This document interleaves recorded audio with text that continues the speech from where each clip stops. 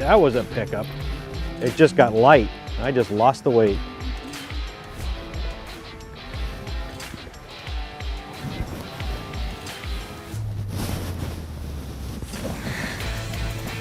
There we go. Cold water jigfish.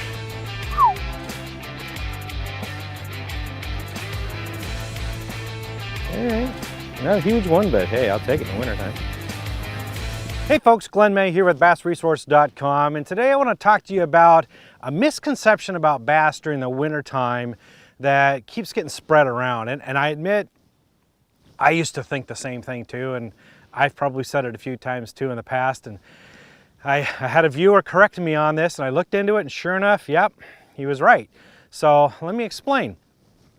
It's the notion that bass are slow and lethargic during the wintertime.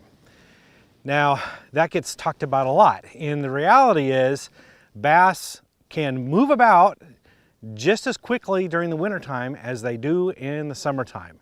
The water temperatures don't really affect their mobility. So they can dart in, they can chase down baits, they've got that speed that they've always had, they're not lethargic.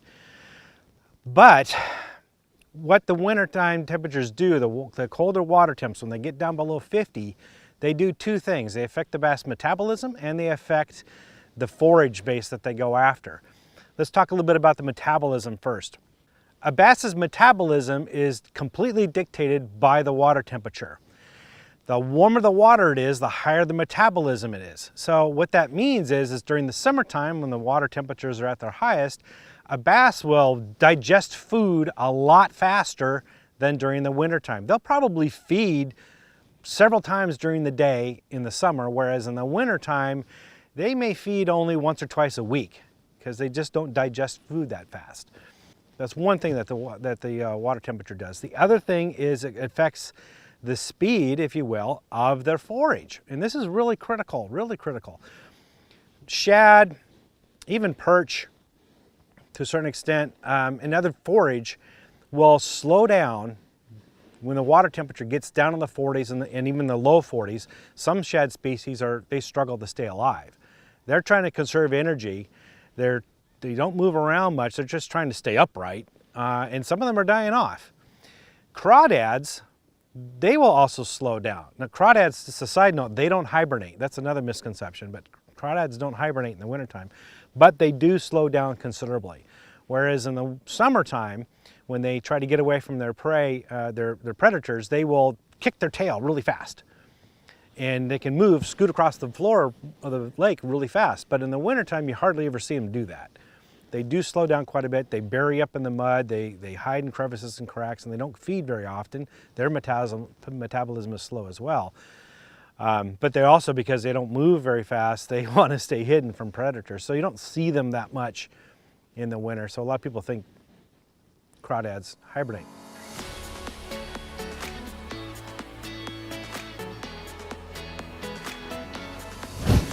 There you go.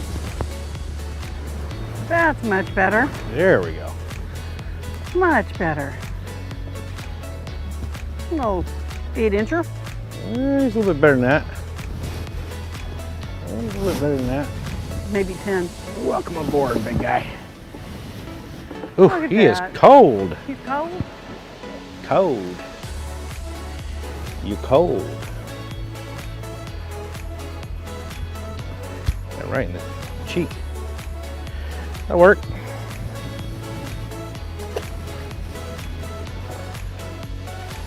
At any rate, because these forage are moving around really slow, that's what the bass are keying on. That's what they're feeding. And so if you move your lure really fast through the water column, whether it's dragging it on the bottom or with a crankbait or spinnerbait or something like that, that looks unnatural to them during this time of year.